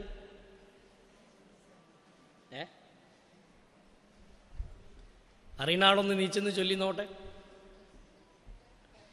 ളുഹുർ നിസ്കാരത്തിന് നിയ്യത്തൊന്ന് പറയാം. മുസല്ലി ഫർളി അർബ റക്അത്തി. അങ്ങനെ നിയ്യത്ത് ചൊല്ലണോ? ചൊല്ലിപ്പറയുക എന്ന ശൈലി ഇസ്ലാമിൽ ഇല്ല. നിയ്യത്ത് എന്ന പദത്തിൻ്റെ അർത്ഥം തന്നെ മനസ്സിലെടുക്കുന്ന തീരുമാനത്തിന് പറയുന്ന പദമാണ് കേട്ടോ. അപ്പോൾ അവിടെ ചൊല്ലുക എന്ന സംസ്കാരം കൊണ്ടുവന്നതാരാ? റസൂൽ പഠിപ്പിച്ചതാ? അല്ല. സ്വഹാബത്ത് പഠിപ്പിച്ചതാ? അല്ല. അത് പിൽക്കാലത്ത് ആരോ കൊണ്ടുവന്ന് ഏതായാലും നമ്മളത് അങ്ങനെ ചൊല്ലിപ്പറയണം എന്നൊരു ശൈലി ഇസ്ലാമിൽ ഇല്ലാത്ത ശൈലി കൊണ്ടുവന്നാൽ അതിന് പറയുന്ന പേരാണ് ബിദ്അത്ത്. അപ്പം അത് ബിദ്അത്തായി മാറും. മനസ്സിലായോ? അപ്പം നിയ്യത്ത് എന്ന പദത്തിൻ്റെ അർത്ഥം മനസ്സിലെടുക്കുന്ന തീരുമാനത്തിന് പറയുന്ന പേരാണ് നിയ്യത്ത് അല്ലേ? റമളാൻ മാസത്തിൽ നോമ്പ് നോൽക്കുമ്പോൾ നമ്മളെന്ത് ചെയ്യും? നിയ്യത്ത് ചൊല്ലും. എന്താ ചൊല്ലല്? എന്താ ചൊല്ലല്? ചൊല്ലല്ലേ? ചൊല്ലണം എന്നല്ല, ചൊല്ലരുത്. അവിടെ മനസ്സിലെടുക്കുന്ന തീരുമാനമാണ്, മനസ്സിലെടുക്കുന്ന തീരുമാനമാണ് നിയ്യത്ത്. നിയ്യത്ത് എന്ന പദം അങ്ങനെയാണ് മഹാനായ റസൂലുള്ളാഹി സ്വല്ലല്ലാഹു അലൈഹി വസല്ലമയും ഇസ്ലാമിക ചരിത്രങ്ങളൊക്കെ അല്ലെങ്കിൽ സ്വഹാബത്തൊക്കെ നമുക്ക് പഠിപ്പിച്ചു തന്ന പാഠം അതാണ്. അപ്പോൾ ഇവിടെ അമലുകൾക്ക് പ്രധാനം നിയ്യത്താണ്. നിയ്യത്ത് എന്തായിരിക്കണം? നിയ്യത്ത് എൻ്റെ റബ്ബിൻ്റെ പ്രതിഫലം കൊതിച്ചുകൊണ്ടാണ് ഞാൻ ഈ ഇബാദത്ത് ചെയ്യുന്നത് എന്ന നിയ്യത്തോടു കൂടിയായിരിക്കണം നമ്മൾ എന്ത് ചെയ്യേണ്ടത്? പിന്നെ എല്ലാ കർമ്മങ്ങളും നമ്മൾ നിർവഹിക്കേണ്ടത് അങ്ങനെയാണ്. ആൾക്കാർ കാണാൻ വേണ്ടി ഒരാൾ ഇബാദത്ത് ചെയ്താൽ ആൾക്കാർ കണ്ടവനെ പ്രശംസിച്ചിട്ടുണ്ടാവും. മനസ്സിലാകണ്ടോ? നിങ്ങൾക്ക് മനസ്സിലാകണ്ടോ? പെണ്ണ് കാണാൻ വന്ന സമയത്ത് ചെക്കൻ നമ്മളെ പെണ്ണിനെ കാണാൻ വേണ്ടി വന്നപ്പോൾ ഉമ്മ പറഞ്ഞത്രേ, പിന്നെ നല്ല പഠിച്ച കുട്ടിയാണ്, ഓള് ഭയങ്കര ഉഷാറാണ് എന്നിങ്ങനെ പറഞ്ഞപ്പോൾ കൂട്ടത്തു നിന്ന് ഒരാൾ പറഞ്ഞല്ലോ, അത് പഠിപ്പൊന്നും ഇപ്പം നമുക്ക് ഇത്ര വലിയ പ്രാധാന്യമൊന്നുമില്ല, നല്ല ദീനുള്ള കുട്ടിയാകുക എന്നുള്ളതാണ് നമ്മളെ ലക്ഷ്യം. അതുവരെ പഠനത്തിൻ്റെയും ഭൗതികമായ കാര്യങ്ങൾ പറഞ്ഞുകൊണ്ട് നമ്മ പെട്ടെന്ന് പ്ലേറ്റ് മാറ്റിയാറ്. മനസ്സിലായോ? ഞാനും എൻ്റെ കുട്ടി ഇന്നലെ തേജുദ് നിസ്കരിച്ചാൽ നീച്ചപ്പോൾ ബാക്കുന്നൊരൊച്ചാണ്. തേജുദ് ബോധ്യപ്പെടുത്തണം ഇപ്പോൾ അവിടെ. മനസ്സിലായോ? ആ തേജുദാണ് പോയി കിട്ടും. മനസ്സിലായോ? ആ തഹജ്ജുദ് ആണ് പോയി കിട്ടും. മനസ്സിലായോ? അങ്ങനെ കുറേ ശൈലി സ്വീകരിക്കുന്ന ആളുകളുണ്ട്. ചില ആൾക്കാർക്ക് പേരെഴുതുമ്പോൾ ഹാജി, അബൂബക്കർ ഹാജി, ഹാജി എന്ന് എഴുതിയിട്ടില്ലെങ്കിൽ മൂപ്പർക്ക് ചൂടാവും. കാരണം ഇത്രയും കായ് കൊടുത്ത് ഇടങ്ങാറായി ഞാനൊരു ഹജ്ജൊക്കെ ചെയ്ത് വന്നിട്ട് എൻ്റെ പേര് ഹാജി എന്ന് രേഖപ്പെടുത്തിയിട്ടില്ലെങ്കിൽ പിന്നെ ഇപ്പം എന്തിനാപ്പം അത് പറ്റുക? അങ്ങനെ നീയത്ത് വന്നാൽ തന്നെ അമലെന്തായി? ബാത്തുലായി. മനസ്സിലായോ കേട്ടോ? ഞാൻ 3ാമത്തെ ഉംറക്ക് പോയ സമയത്ത് കൊണ്ടുവന്ന മുസല്ലല്ലേ അതുകൊണ്ടെടുത്ത പെണ്ണുങ്ങളോട്. അപ്പോൾ 3ാമത്തെ ഉംറ ചെയ്തിക്കണെന്ന് പെരീക്ക് വന്നോൻക്ക് എന്തായി? ബോധ്യായി. അത് ബോധ്യാകലാണല്ലോ എൻ്റെ ലക്ഷ്യം. അത് നടന്നോ? അത് നടന്നു. അള്ളാഹിൻ്റെ അടുത്ത് എന്തെങ്കിലും കിട്ടിയോ? ഉണ്ടാവില്ല. മനസ്സിലായിട്ട് നിങ്ങൾക്ക്? നബി കരീം സല്ലല്ലാഹു അലൈഹി വസല്ലമ ചില ആളുകളെ കുറിച്ച് പറയാണ്, അള്ളാഹിൻ്റെ അടുത്ത് 3 വിഭാഗം ആളുകൾ കൊണ്ടുവരപ്പെടും. ഒരാൾ നല്ല ഇൽമുള്ള മനുഷ്യനാണ്, ഖുർആൻ പഠിച്ചവനാണ്, ജനങ്ങൾക്ക് പ്രബോധനം ചെയ്തവനാണ്, ആളുകൾക്ക് ഇൽമിനെ എത്തിച്ചു കൊടുത്തവനാണ്, നല്ല ഖുർആൻ പഠിച്ച ആള്, നല്ല ഖുർആൻ ഓതാൻ കഴിയുന്ന ആള്. അയാളും നാളെ റബ്ബിന്റെ കോടതിയിൽ കൊണ്ടുവരപ്പെടും. അതിൻ്റെ കൂട്ടത്തിൽ സമ്പന്നനായൊരു വ്യക്തിയുണ്ട്, അയാൾ നന്നായി ദാനം ചെയ്ത വ്യക്തിയാണ്, അയാളെയും കൊണ്ടുവരും. കൂട്ടത്തിൽ 3ാമതായി നല്ല ആരോഗ്യമുള്ള, അള്ളാഹുവിൻ്റെ ദീനിൻ്റെ മാർഗത്തിൽ നന്നായി ജിഹാദിനൊക്കെ ഇറങ്ങി തിരിച്ച മനുഷ്യനാണ്. ഈ പറയപ്പെട്ട 3 ആളുകൾ അള്ളാഹിൻ്റെ കോടതിയിൽ കൊണ്ടുവരുമ്പോൾ മഹാനായ റസൂലുള്ളാഹി സ്വല്ലല്ലാഹു അലൈഹി വസല്ലമ പറയാണ്, ഈ 3 ആളുകളെയും അള്ളാഹു വിചാരണ ചെയ്യുന്ന സമയത്ത് അള്ളാഹു സുബ്ഹാനഹു വ തആല സമ്പന്നനായ വ്യക്തിയോട് ചോദിക്കും, എന്തിനാണ് നിന്റെ സമ്പത്തിനെ നീ ഉപയോഗപ്പെടുത്തിയത്?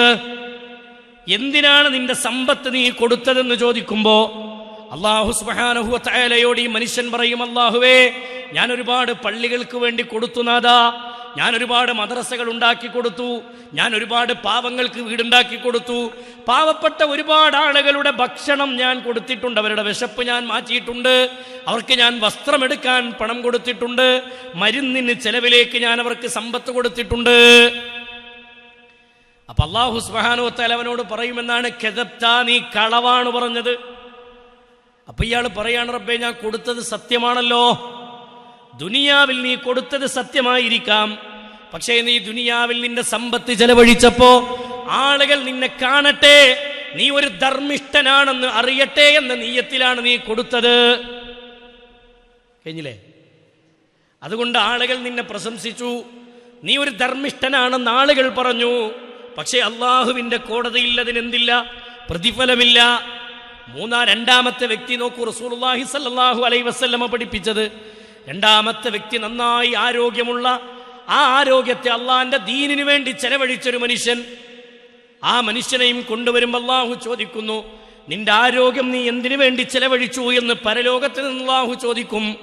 ആ സമയത്ത് ഈ ആരോഗ്യവാനായ മനുഷ്യൻ പറയുന്നു, റബ്ബേ, ഞാൻ എൻ്റെ ആരോഗ്യം കൊണ്ട് അള്ളാഹുവേ യുദ്ധഭൂമികളിൽ ഞാൻ ഉണ്ടായിരുന്നു, പ്രബോധനത്തിന്റെ വീതികളിൽ ഞാൻ ഉണ്ടായിരുന്നു, അള്ളാഹുവേ നിന്റെ ദീനിനെ സംരക്ഷിക്കുന്നിടത്ത് ഞാൻ ഉണ്ടായിരുന്നു നാഥാ. അള്ളാഹു പറയും, ഖദബ്താ, നീ കളവാണ് പറഞ്ഞത്.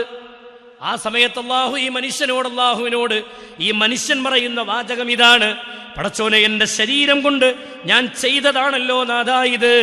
പക്ഷേ അള്ള പറയുന്നു, നീ ചെയ്തിട്ടുണ്ടാവാം, പക്ഷേ ആളുകൾ നീ ഒരു രക്തസാക്ഷിയാണെന്നും നീ വലിയ സംഭവമാണെന്നും ആളുകൾ അറിയട്ടെ എന്ന നിലക്ക് നീ നാട്ടിൽ പ്രവർത്തിച്ചതാണ്, നിന്റെ മനസ്സിന്റെ ലക്ഷ്യമതായിരുന്നു.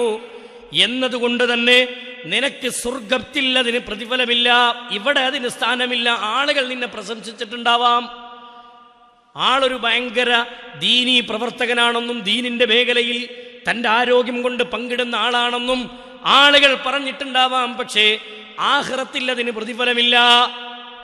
മൂന്നാമത്തെ വ്യക്തി ആരാണ്? ഖുർആൻ പഠിച്ചവനാണ്, ഹദീസ് പഠിച്ചവനാണ്, അള്ളാഹുവിന്റെ ദീന് ജനങ്ങൾക്ക് എത്തിച്ചു കൊടുത്തവനാണ്, ആലിമുകളാണ്. സഹോദരങ്ങളെ, ഈ മനുഷ്യനോട് അള്ളാഹു ചോദിക്കുന്നു, നിന്റെ ഇൽമിനെ നീ എങ്ങനെ ചെലവഴിച്ചു? ഒരു ഇമാമത്ത് നിൽക്കുമ്പോൾ ഖുർആൻ ഓതുന്ന സമയത്ത് ആളുകൾ ഞാൻ നല്ലൊരു ഓത്തുകാരനാണെന്ന്, എന്റെ ഖിറാഅത്ത് ആളുകളൊന്ന് കേട്ടിട്ടെന്നൊന്ന് പ്രശംസിക്കട്ടെ എന്ന് നിയ്യത്ത് വന്നാൽ പോലും എന്തായിപ്പോയി? കൽബിന്റെ ഉള്ളിൽ അങ്ങനെ ഒരു ചിന്ത വന്നാൽ പോലും അത് ബാത്തിലാണ്. ഇസ്ലാമിക ലോകത്തെ പണ്ഡിതന്മാർ പഠിപ്പിച്ചതാണ് റിയാ ഇല്ലാതെ അമലുകൾ ചെയ്യുക. ആളുകൾ കാണാൻ, ആളുകൾ അറിയട്ടെ എന്ന നിയ്യത്താണെങ്കിൽ ആ നിയ്യത്തിന് അല്ലാഹുവിന്റെ അടുക്കൽ യാതൊരു പ്രതിഫലവും അതുകൊണ്ട് കിട്ടുകയില്ല എന്നാണ്. ദീന് പറഞ്ഞ ഒരാള്, ദീന് ദഅവത്ത് ചെയ്ത ഒരാള് ഖുതുബകൾ പറഞ്ഞ്, ഇതുപോലെയുള്ള ക്ലാസ്സുകൾ പറഞ്ഞിട്ട് ഞാനൊരു സംഭവമാണെന്നും ഞാനൊരു ഇൽമുള്ളവനാണെന്നും ആളുകൾ എന്നെ സംബന്ധിച്ച് പ്രശംസിക്കട്ടെ എന്നൊരു ലക്ഷ്യം അയാളുടെ മനസ്സിലേക്ക് പിടിപെട്ട് കഴിഞ്ഞാൽ ഈ പറഞ്ഞതും ഈ അധ്വാനിച്ചതും എല്ലാം വെറുതെയാണെന്ന് പരിശുദ്ധ ദീനുൽ ഇസ്ലാം പഠിപ്പിക്കുന്നു.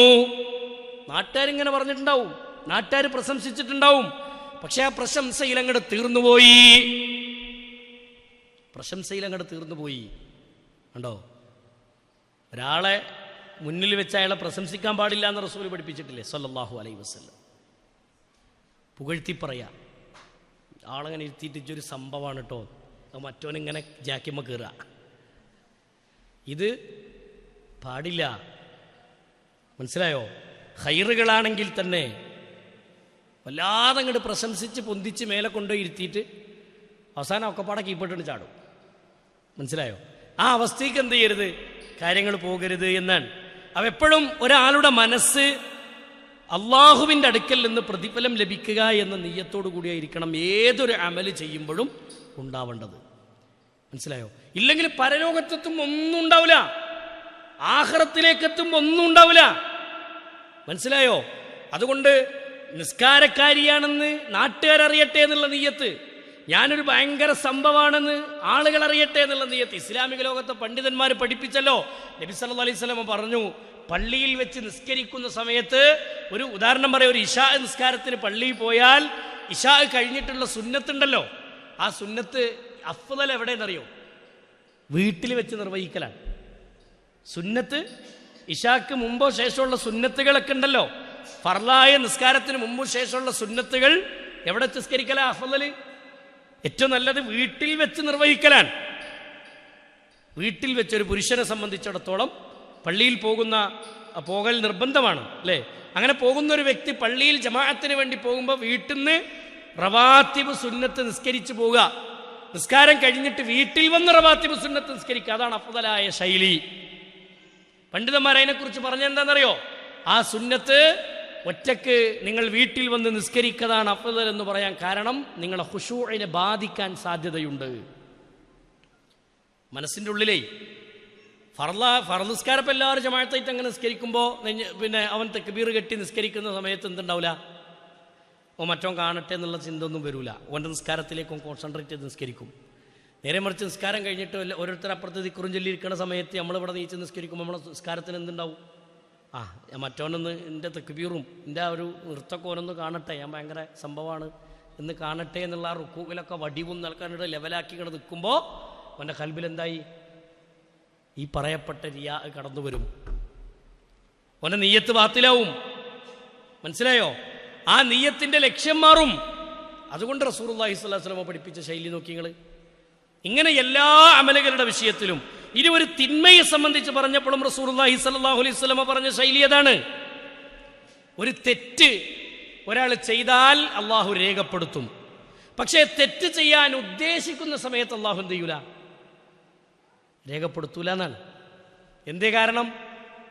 തെറ്റ് ചെയ്യാൻ ഉദ്ദേശിച്ചു കഴിഞ്ഞാൽ അവൻ്റെ കൽബിൽ മാറ്റങ്ങൾ ഉണ്ടാവാം, അള്ളാഹുവിനെ സംബന്ധിച്ചുള്ള ഭയം കൊണ്ട് അവൻ പിന്മാറാം, ഒക്കെ സംഭവിക്കാം. തെറ്റ് ചെയ്യുമ്പോഴാണ് അവിടെ രേഖപ്പെടുന്നത്. റസൂലുള്ളാഹി സ്വല്ലല്ലാഹു അലൈഹി വസല്ലം പറഞ്ഞു, ഒരാൾ അള്ളാഹുവിനെ ഭയന്നുകൊണ്ടൊരു തെറ്റിൽ നിന്ന് മാറിയാൽ അതവനെ പുണ്യമായി രേഖപ്പെടുത്തും. മനസ്സിലാകണ്ടോ? അള്ളാഹിനെ പേടിച്ചിട്ടാണ് ഒരാളൊരു തിന്മയിൽ നിന്ന് മാറി നിൽക്കുന്നതെങ്കിൽ അതവൻ എങ്ങനെ രേഖപ്പെടുത്തുക? പുണ്യകർമ്മമായിട്ട് അവൻ എന്ത് ചെയ്യും? രേഖപ്പെടുത്തും. അതാണ് റസൂലുള്ളാഹി സ്വല്ലല്ലാഹു അലൈഹി വസല്ലം പറഞ്ഞത്. മനസ്സിലായോ? നീ ഇങ്ങനെ കള്ളുസാപ്പക്കാണ് കയറി ചെന്നപ്പോൾ അവിടെ വാപ്പാനെ കണ്ടു, വാപ്പാനെ പേടിച്ചിട്ടാണ് അവിടെ നിന്ന് പോകുന്നതെങ്കിലോ അത് വാപ്പാനെ കണ്ട് നിർത്തിയതാ, അല്ലാതെ അള്ളാഹിനെ പേടിച്ചിട്ടല്ല. മനസ്സിലായോ? അള്ളാഹുവിനെ ഭയന്നുകൊണ്ടാവണം തിന്മകളെ നമ്മൾ എന്ത് ചെയ്യേണ്ടത്. ഒരു തെറ്റ് ജീവിതത്തിൽ നമ്മൾ തുടച്ചു നീക്കുന്നുവെങ്കിൽ, ഒരു തിന്മ നമ്മൾ നമ്മുടെ ജീവിതത്തിൽ നിന്ന് തുടച്ചു നീക്കുന്നതെങ്കിൽ അതെന്തിനാവണം? അള്ളാഹുവിൻ്റെ അടുക്കൽ നിന്ന് എനിക്ക് ശിക്ഷ ലഭിക്കരുത്, ഇതെൻ്റെ റബ്ബെനിക്ക് വിലക്കിയതാണ്, എൻ്റെ റബ്ബെനിക്ക് നിഷിദ്ധമായി പഠിപ്പിച്ചു തന്നതാണ് എന്ന നീയത്തോടു കൂടിയാവണം നമ്മളെല്ലാ കാര്യങ്ങളിലും ഇതുപോലുള്ള തിന്മകൾ ജീവിതത്തിൽ നിന്ന് ഒഴിവാക്കേണ്ടതും. അള്ളാഹുവിൻ്റെ അടുക്കൽ നിന്ന് പ്രതിഫലം ലഭിക്കണം എന്ന നീയത്തോടു കൂടിയാവണം, അള്ളാഹുവിൻ്റെ അടുക്കൽ നിന്ന് പ്രതിഫലം കിട്ടണം എന്ന ലക്ഷ്യത്തോടു കൂടിയാവണം ഒരു നന്മ ചെയ്യേണ്ടതും. മനസ്സിലായോ? സ്വഹാബത്തിൻ്റെ ജീവിതത്തിലൊക്കെ നമുക്ക് ഒരുപാട് ചരിത്ര സംഭവങ്ങൾ ഇതുമായി ബന്ധപ്പെട്ട് കാണാം. പരലോകത്തെക്കുറിച്ച് ഓർത്തിട്ട്, പരലോകത്ത് സ്വർഗം മുന്നിൽ കണ്ടിട്ടാണ് അവരെന്ത് ചെയ്തത്? അവർ ദാനം ചെയ്തതും, അവർ സ്വതക്ക കൊടുത്തതും, അവർ നിസ്കരിച്ചതും, നോമ്പെടുത്തതും, സക്കാത്ത് കൊടുത്തതും എല്ലാം അവരുടെ മനസ്സിൻ്റെ ലക്ഷ്യം എത്തുന്നെന്താ? സ്വഹാബത്തിൻ്റെ ഹൃദയത്തിൻ്റെ ലക്ഷ്യം എന്തായിരുന്നു?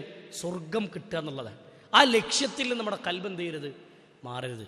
അപ്പോൾ നിങ്ങൾ നോക്കി, നബി സല്ലല്ലാഹു അലൈഹി വസല്ലമയുടെ അടുക്കലേക്ക് രണ്ടാളുകൾ വരുന്നുണ്ട്. ഒരു ചരിത്രം പറയാം. റസൂലുള്ളാഹിൻ്റെ മുന്നിലേക്ക് രണ്ടാളുകൾ കയറി വന്നു. അള്ളാഹുവിൻ്റെ റസൂൽ സല്ലല്ലാഹു അലൈഹി വസല്ലമയുടെ മുന്നിൽ വന്നിരുന്നിട്ട് തർക്കമാണ്. എന്താ തർക്കം എന്നറിയോ? ഒരു അതിരുമായി ബന്ധപ്പെട്ട തർക്കം. ഒരു ചെറുപ്പക്കാരനായ വ്യക്തിക്ക് ഒരു പറമ്പുണ്ട്, ആ പറമ്പിനൊരു അതിരുണ്ട്. ആ അതിരിൽ ഒരു മരമുണ്ട്, വലിയൊരു വൃക്ഷം.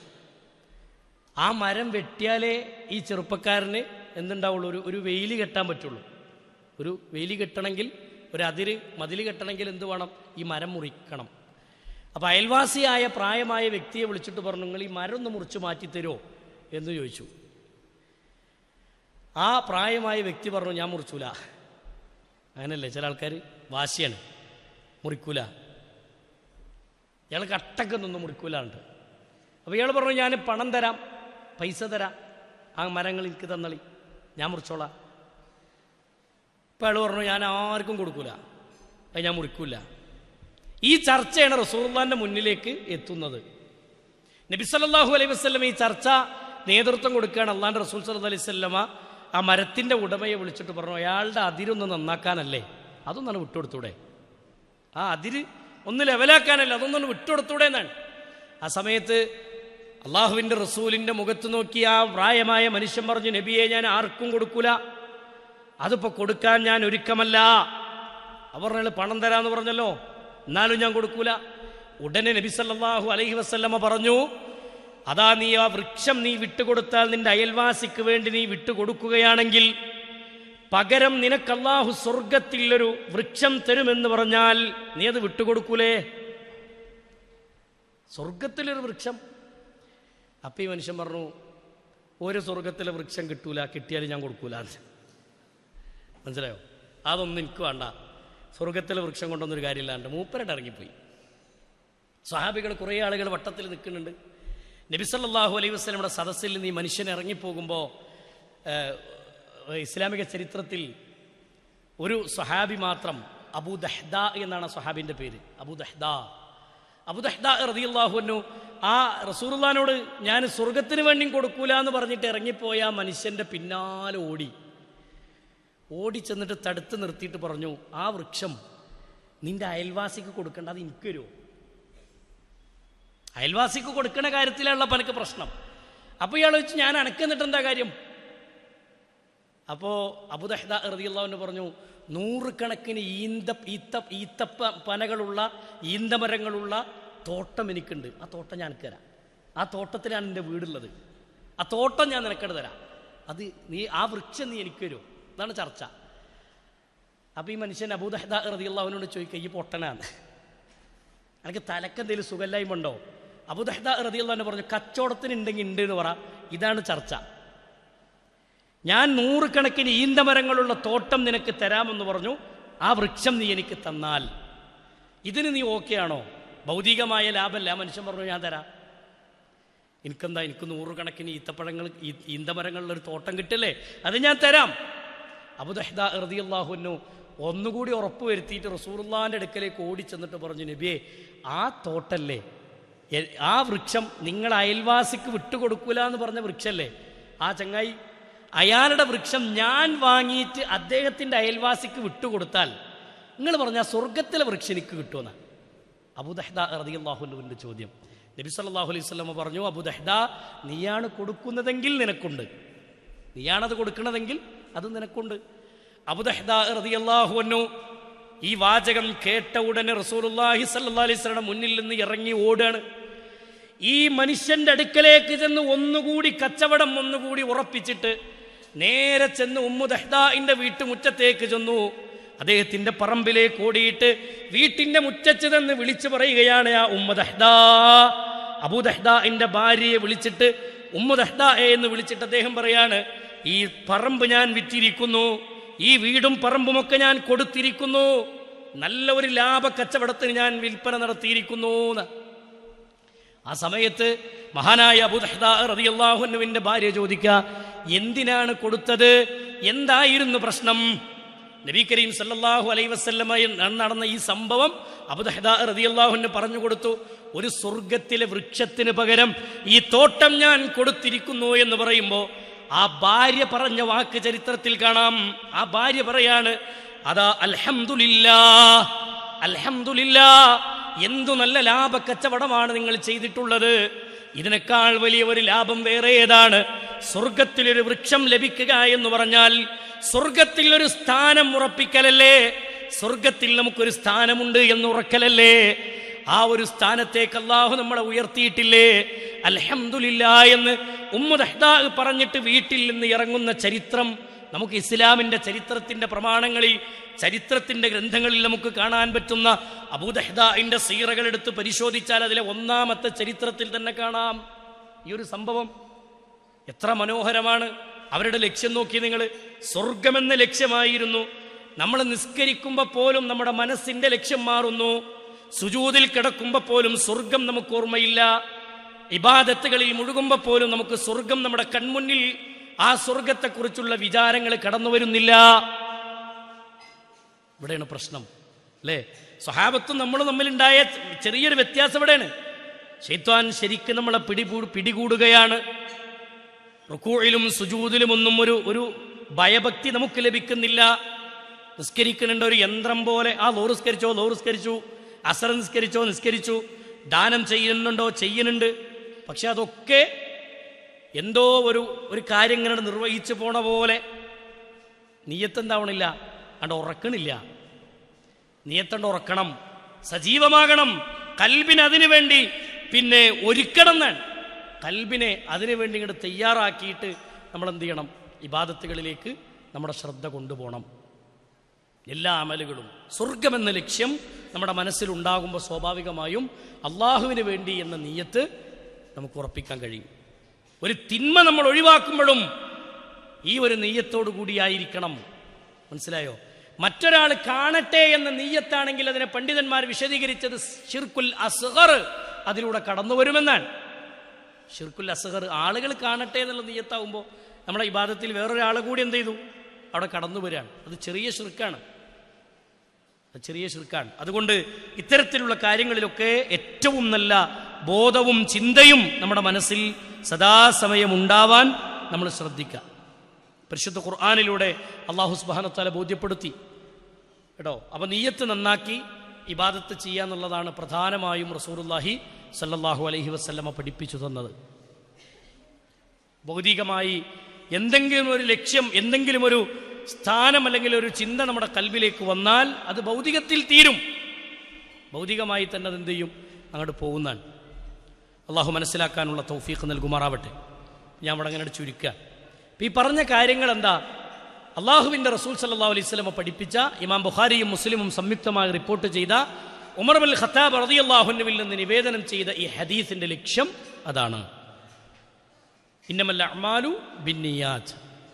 അതാണ് റസൂലുള്ളാഹിന്റെ കൂടെ ചേർത്ത് പറഞ്ഞത്. വഇന്നമാ ലികുല്ലി ഇംറിഇൻ മാ നവാ ഫമൻ കാനത് ഹിജ്റതുഹു ഇലല്ലാഹി വറസൂലി ഫഹിജ്റതുഹു ഇലല്ലാഹി വറസൂലി വമൻ കാനത് ഹിജ്റതുഹു ഇലദ്ദുനിയാ യുസീബുഹാ അവ ഇംറാഅതി യൻകിഹുഹാ ഫഹിജ്റതുഹു ഇലാ മാ ഹാജറ ഇലൈഹി. കേട്ടോ? അപ്പോൾ ഹിജ്റ ചെയ്യുന്നത് ഭൗതികമായ നിയ്യത്തോടു കൂടിയാണെങ്കിൽ ഭൗതികമായി അതിന് ലാഭം കിട്ടും, ആഖിറത്തിൽ അതിനൊന്നും ഉണ്ടാവില്ല. കേട്ടോ? അപ്പോൾ ഏതൊരു അമലും നിങ്ങളെ ശ്രദ്ധയൊക്കെ മാറി അല്ലേ? കുറച്ച് വെള്ളം കുട്ടികളും കൂടിയാണ് വന്നപ്പാണ്ട് തീരുമാനമായി.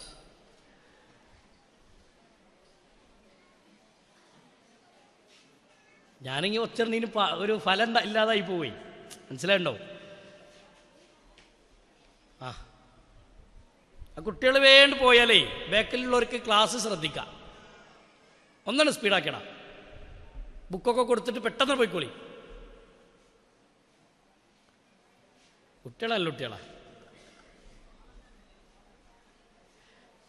ഉമ്മാരും നല്ലവർ തന്നെയാണ് കേട്ടോ, മോശമൊന്നും പറഞ്ഞിട്ടില്ല. ഈ കുട്ടികളായിട്ടുണ്ടാവുന്ന ഒരു അറ്റാച്ച്മെൻ്റ് ഉണ്ട്. ഓല് വരുമ്പോൾ നമ്മളെ ശ്രദ്ധ കൈമക്ക് എടുത്തിരി സ്വാഭാവികമാണ്. നമ്മൾ ഈ അങ്ങാടിയിൽ നിന്നൊക്കെ വലിയ കച്ചവടവും കാര്യമൊക്കെ കഴിഞ്ഞ് ടെൻഷൻ അടിച്ച് പെരേക്ക് വരുമ്പോൾ ഇപ്പം ചെയ്യിച്ചിട്ട് കുട്ടി വരുമ്പോൾ ഉണ്ടാകുന്നൊരു സന്തോഷം ഉണ്ടല്ലോ, അത് വേറെ തന്നെയാണ്. അപ്പം ഇൻഷാ അല്ലാഹ് കുറ്റപ്പെടുത്തണമൊന്നുമില്ല. ക്ലാസ് നടക്കുമ്പോൾ അതൊന്ന് ശ്രദ്ധിക്കാൻ വേണ്ടി പറഞ്ഞത് മാത്രം. ഏതായാലും ഈ കാര്യങ്ങളൊക്കെ നമ്മൾ പറഞ്ഞത് എന്തിനാ? ആഖിറത്തിലേക്ക് നമ്മൾ ചെല്ലുന്ന സമയത്ത് നമ്മുടെ ഇബാദത്തുകളും നമ്മൾ തിന്മകളിൽ നിന്ന് വിട്ടുനിന്നതൊക്കെ ഒരു പ്രതിഫലമായി രേഖപ്പെടുത്തണമെങ്കിൽ നമ്മുടെ നിയ്യത്ത് എന്താവണം? ശരിയാവണം, നിയ്യത്ത് നന്നാവണം. മനസ്സിലായോ? പരലോകത്ത് നമുക്കുള്ള ഏറ്റവും വലിയ മുതൽക്കൂട്ട് എന്നത് നമ്മുടെ അമലുകളാണ്, നമ്മുടെ ഇബാദത്തുകളാണ്. പരിശുദ്ധ ഖുർആനിലൂടെ അല്ലാഹു സുബ്ഹാനഹു വ തആല പഠിപ്പിച്ച വാചകം അതാണ്. അമലുകൾ ഈമാനോടുകൂടി ഒരാൾ നിർവഹിച്ചാൽ, ഇഖ്ലാസോടുകൂടി ഒരാൾ നിർവഹിച്ചാൽ അത് അല്ലാഹു രേഖപ്പെടുത്തും. അതിൻ്റെ പ്രതിഫലം അല്ലാഹു പരലോകത്ത് കൊടുക്കുന്നതാണ്. ഇഹലോകത്തും പരലോകത്തും ആ അമല് കൊണ്ട് എന്തുണ്ടാവും? നേട്ടമുണ്ടാവും. അമല് കൊണ്ട് ഇഹലോകത്തും നേട്ടമുണ്ടാവും, പരലോകത്തും നേട്ടമുണ്ടാവും. മഹാനായ റസൂലുള്ളാഹി സ്വല്ലല്ലാഹു അലൈഹി വസല്ലമ ഖുർആനിന്റെ ആയത്തോതി പഠിപ്പിച്ചതാണ്. വമൻ യഅമൽ മിനസ് സ്വാലിഹാത്തി മിൻ ദക്കരിൻ ഔ ഉൻസാ ഫഹുവ മുഅ്മിൻ ഫഉലൈക കാന. പരിശുദ്ധ ഖുർആനിലൂടെ അല്ലാഹു സുബ്ഹാനഹു വ തആല പറഞ്ഞ വാക്കാണ്. ആരെങ്കിലും അമലുകൾ വർദ്ധിപ്പിച്ചാൽ വമൻ യഅമൽ മിനസ് സ്വാലിഹാത്തി മിൻ ദക്കരിൻ ഔ ഉൻസാ ഫഹുവ മുഅ്മിൻ, ഈമാനോട് കൂടിയാണ്, ആണാവട്ടെ പെണ്ണാവട്ടെ, വിശ്വാസത്തോടുകൂടി ഒരാൾ അമലുകൾ ചെയ്യുകയാണെങ്കിൽ അയാളുടെ അമലുകൾക്ക് അല്ലാഹു കൊടുക്കുന്ന സ്ഥാനം എന്താണ്? ആ അമലുകൾ കൊണ്ട് അയാൾക്ക് കിട്ടുന്ന നേട്ടം ദുനിയാവിലും പരലോകത്തും അല്ലാഹു അയാൾക്കൊരു നല്ല ജീവിതം അല്ലാഹു സമ്മാനിക്കുമെന്ന് മഹാനായ റസൂലുള്ളാഹി സ്വല്ലല്ലാഹു അലൈഹി വസല്ലമ ഈ ഖുർആനിക വചനമോദി നമ്മളെ പഠിപ്പിക്കുന്നു. അപ്പൊ അമലുകൾ കൊണ്ട് പരലോകത്ത് നമുക്ക് നേട്ടം. ആ അമലുകൾ ചെയ്യുമ്പോൾ നിയ്യത്ത് എന്താവണം?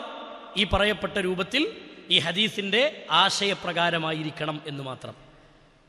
അള്ളാഹു മനസ്സിലാക്കാനുള്ള തൗഫീഖ് പ്രദാനം ചെയ്ത് അനുഗ്രഹിക്കുമാറാവട്ടെ. നമ്മൾ മരിച്ചു പോകുമ്പോൾ നമ്മുടെ കൂടെ ഉണ്ടാകുന്ന ഇബാദത്തുകൾ മാത്രമായിരിക്കും. മനസ്സിലായോ? ദുനിയാവിലെ നമ്മുടെ സമ്പത്തോ, ദുനിയാവിൽ നമ്മൾ ബാക്കി വെച്ച നമ്മുടെ മക്കളോ, ഇതൊന്നും പരലോകത്തുണ്ടാവില്ല. ആഖിറത്തിൽ നമ്മുടെ കൂടെ വരുന്നത് ഈ ഇബാദത്തുകളായിരിക്കും. ഖബറിലേക്ക് കൊണ്ടുപോയി വെച്ചാൽ ഇത്ബഉൽ മയ്യിത്ത സലാസ, 3 കാര്യങ്ങളാണ് മയ്യത്തിന് അനുഗമിക്കുക. അഹ്ലുഹു വ മാലുഹു വ അമലുഹു.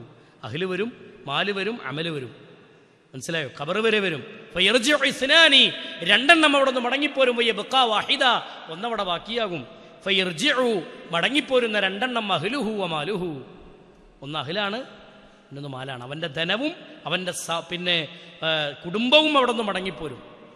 എന്നാൽ വയബ്ഖാ അമലുഹു, അവൻ്റെ അമൽ അവന് ബാക്കിയാകും, ഇബാദത്തുകൾ അവന് ബാക്കിയാകും. ആ ഇബാദത്തുകളെ നാളെ ഖബറിൽ നമുക്കുണ്ടാവുകയുള്ളൂ.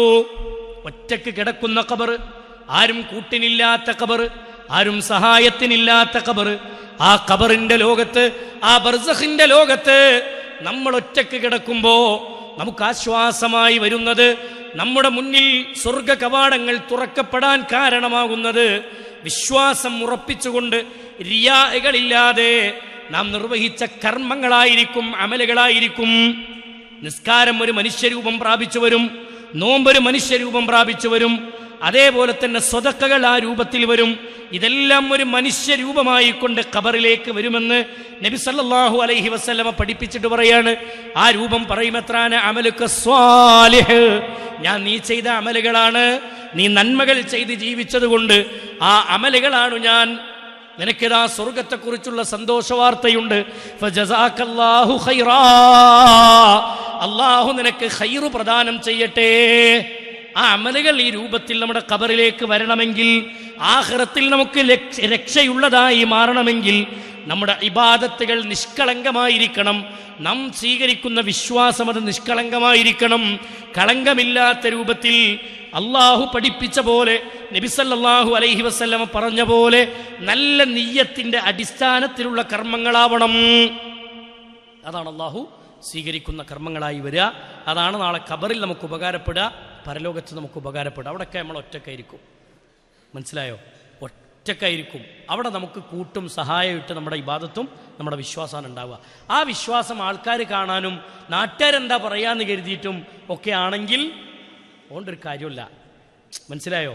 ഞാനിപ്പോൾ ഈ കള്ളുടിച്ചാൽ, ഞാനിപ്പോൾ ഈ ഒരു തെറ്റ് ചെയ്താൽ, ഞാൻ വ്യഭിചരിച്ചാൽ, ഞാൻ എൻ്റെ വസ്ത്രം ഇസ്ലാമിൻ്റെ വേഷത്തിൽ നിന്ന് മാറ്റി എനിക്കിഷ്ടമുള്ള പോലെ വസ്ത്രം ധരിച്ചാൽ ആൾക്കാരിപ്പോൾ എന്താ കരുതുക എന്ന് കരുതിയിട്ട് ഞാൻ പറഞ്ഞിട്ടു.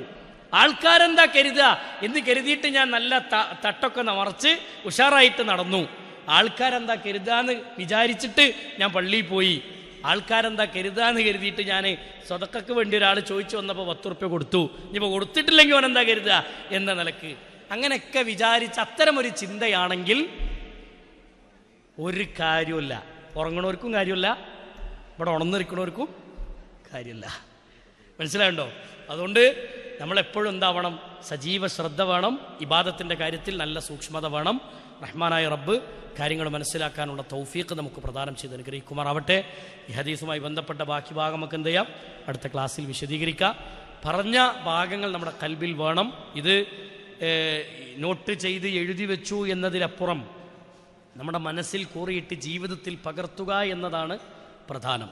ജീവിതത്തിൽ പകർത്തുക എന്നതാണ് പ്രധാനം. ആ ഒരു ലക്ഷ്യത്തോടു കൂടി മുന്നോട്ട് പോകാൻ അല്ലാഹു സുബ്ഹാനഹു വ തആല നമുക്ക് തൗഫീഖിനെ പ്രദാനം ചെയ്ത് അനുഗ്രഹിക്കുമാറാവട്ടെ. നമ്മിൽ സംഭവിച്ച എല്ലാ തെറ്റുകുറ്റങ്ങളും അല്ലാഹു വിട്ടുപുറത്തു മാപ്പാക്കി തരുമാറാവട്ടെ. നമ്മുടെ മനസ്സുകൾക്ക് അല്ലാഹു ഇഖ്ലാസും ഈമാനും അല്ലാഹു വർദ്ധിപ്പിച്ച് തരുമാറാവട്ടെ. ധാരാളമായി അമലുകൾ വർദ്ധിപ്പിച്ച് നാളെ പരലോകത്ത് വിജയിക്കുന്നവരുടെ കൂട്ടത്തിൽ അല്ലാഹു നമ്മെ എല്ലാവരെയും ഉൾപ്പെടുത്തി അനുഗ്രഹിക്കുമാറാവട്ടെ. നാളെ എരിപിരി കൊള്ളുന്ന വെയിലത്ത് അർഷിൻ്റെ തണൽ ലഭിക്കുന്നവരുടെ കൂട്ടത്തിൽ അല്ലാഹു നമ്മളെല്ലാവരെയും അല്ലാഹു ഉൾപ്പെടുത്തി അനുഗ്രഹിക്കുമാറാവട്ടെ. ലാ ഇലാഹ ഇല്ലല്ലാഹ് മുഹമ്മദ് റസൂലുള്ളാഹ് എന്ന ഷഹാദത്ത് കലിമ ഉരുവിട്ട് ഈമാനോടുകൂടി ഈ ഭൂമിയിൽ നിന്ന് യാത്രയാകുന്നവരുടെ കൂട്ടത്തിൽ അല്ലാഹു നമ്മെ എല്ലാവരെയും ഉൾപ്പെടുത്തുമാറാവട്ടെ. നമ്മളിൽ രോഗം കൊണ്ട് വലഞ്ഞു കിടക്കുന്ന ഒരുപാട് ആളുകളുണ്ട്, പ്രാർത്ഥിക്കാൻ ആവശ്യപ്പെട്ടവരും അല്ലാത്തവരൊക്കെ. എല്ലാവർക്കും അല്ലാഹു ശിഫാഇനെ പ്രദാനം ചെയ്ത് അനുഗ്രഹിക്കുമാറാവട്ടെ. നമ്മിൽ നിന്ന് മരണപ്പെട്ടു പോയ ഒട്ടനവധി വിശ്വാസികളായ ആളുകൾ, മുഅ്മിനീങ്ങളായ ആളുകൾ, എല്ലാവർക്കും അല്ലാഹു അവരുടെ ഖബറിടം വിശാലമാക്കി കൊടുക്കുമാറാവട്ടെ. അല്ലാഹു സുബ്ഹാനഹു വ തആല അവരുടെ പാപങ്ങൾ പുറത്ത് അവരെയും നമ്മളെയും അല്ലാഹു ജന്നാത്തുൽ ഫിർദൗസിൽ ഒരുമിച്ച് കൂട്ടി അനുഗ്രഹിക്കുമാറാവട്ടെ.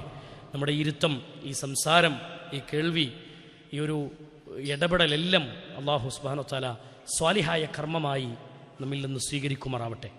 റിയാ ഇല്ലാതെ ഇഖ്ലാസോടുകൂടി ഇബാദത്ത് ചെയ്ത് നാളെ പരലോകത്ത് അല്ലാഹു സുബ്ഹാനഹു വ തആലയുടെ സ്വർഗ്ഗത്തിലെ ഉന്നത സ്ഥാനം ലഭിക്കുന്നവരുടെ കൂട്ടത്തിൽ അല്ലാഹു നമ്മെ ഉൾപ്പെടുത്തുമാറാവട്ടെ.